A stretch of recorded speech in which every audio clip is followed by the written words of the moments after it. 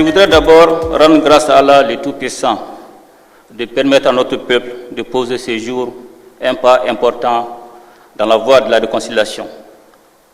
En effet, la présente cérémonie marque le début d'un processus destiné à aboutir à l'apaisement des cœurs et au retour de la grande fraternité légendaire entre les filles et les fils de notre nation. Il me plaît donc de vous adresser mes salutations cordiales et mes remerciements pour votre engagement à tous pour cette grande cause nationale. Mesdames et messieurs, le peuple malien qui a souffert le martyre durant des années revient de loin. En des moments de son histoire récente, certaines personnes n'auraient pas parié sur la possibilité pour lui de reconquérir ses terres, encore moins de réconcilier ses enfants. Oui, le Mali éternel a vacillé, mais il ne s'est pas écroulé, contrairement à certaines prédictions. Mesdames et messieurs, nous devons cela à notre histoire millénaire, marquée par l'existence des grands empires et royaumes qui ont réalisé un brassage socio-culturel donnant naissance à des communautés ayant toujours vécu en symbiose et dans la complémentarité. Elles ont ainsi mis en place des systèmes d'échange mutuellement bénéfiques entre les produits de l'agriculture, du pastoralisme, de la pêche et de l'artisanat, et créant de fait un contexte économique harmonisé.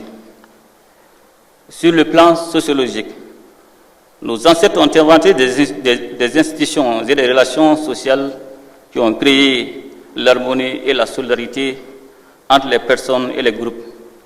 Une de ces institutions, la parenté à plaisanterie, autrement dit le sinanguya, qui est un véritable ciment social et qui crée des liens quasiment sacrés entre différents groupes ethniques.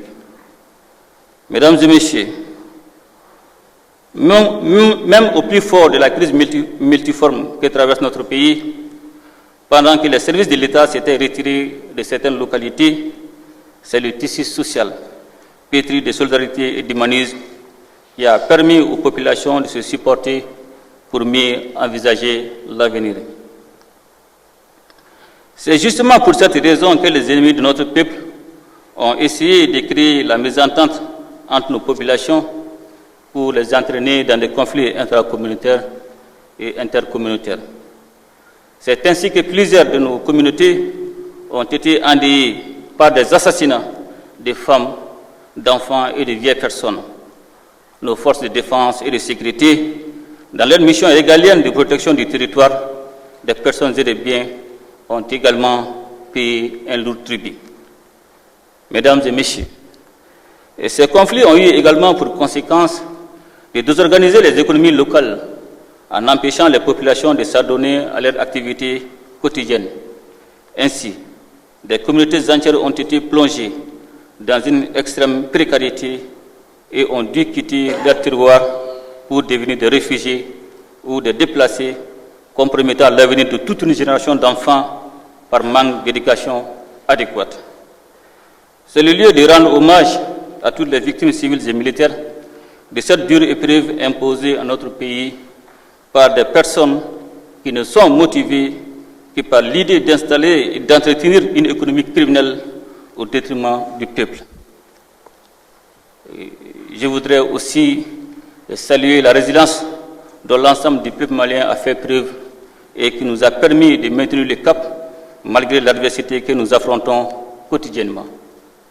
Mesdames et messieurs, grâce à la bravoure et au don de soi des femmes, notre État a recouvré son autorité sur l'ensemble du territoire dont certaines avaient voulu faire une enclave en ayant pris le soin d'opposer les enfants du même pays. Cette unité retrouvée par notre peuple a été saluée par l'ensemble de ses filles et fils, et fiers de leur histoire commune et animés par un fort sentiment patriotique et la volonté ferme de recoudre le tissu social malheureusement fragilisé par les conflits inutiles.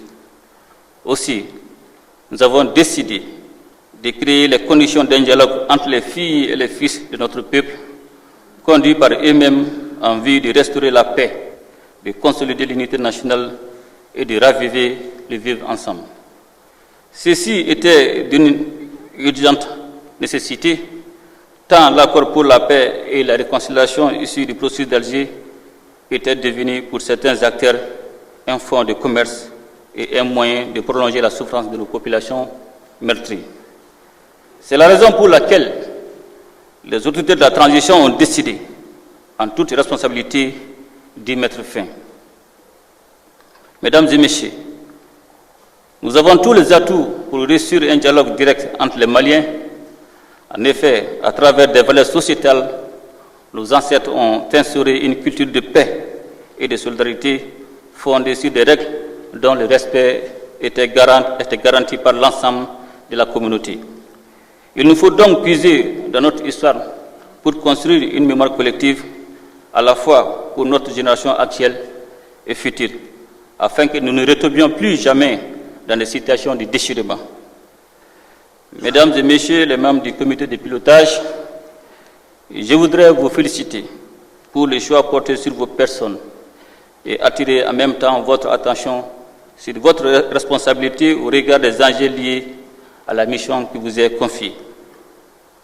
Vous comprenez bien qu'aujourd'hui, il nous faut questionner sans complaisance notre société afin de comprendre les causes apparentes et profondes des conflits qui la minent.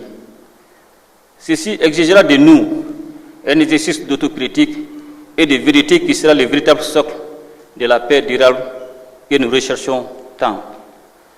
La tâche qui vous attend est donc des plus exaltantes. Vous aurez à créer les conditions d'un dialogue franc et sincère entre les Maliens de manière inclusive afin que nul ne se sente exclu. Toutes les voix doivent être écoutées et tous les avis doivent pouvoir s'exprimer. Il s'agit donc, comme le dit l'expression populaire, de laver le linge sale en famille. En tout état de cause, tout au long du processus de dialogue, vous devez avoir comme boussole les trois principes qui guident désormais l'action publique dans notre pays, à savoir le respect de la souveraineté du Mali, le respect des choix stratégiques et des choix des partenaires opérés par le Mali, la défense des intérêts du peuple malien dans les décisions prises. Mesdames et messieurs, à l'issue de ce dialogue, décidé et conduit par les Maliens eux-mêmes, sans ingérence extérieure, c'est un peuple réconcilié et rassuré qui devra pouvoir exprimer à l'unisson sa confiance en l'avenir. Ce faisant, il aura prouvé encore une fois de plus sa capacité à régler lui-même ses propres problèmes et à renforcer chaque jour sa souveraineté.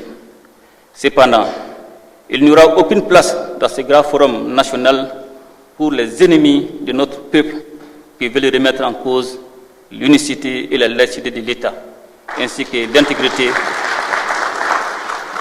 l'intégrité de notre territoire. Mesdames et messieurs, la paix totale et durable est à notre portée. Il suffit que chacun de nous en fasse sa préoccupation et s'y consacre. Ensemble, nous ferons le Mali croix. Qu'Allah bénisse le Mali.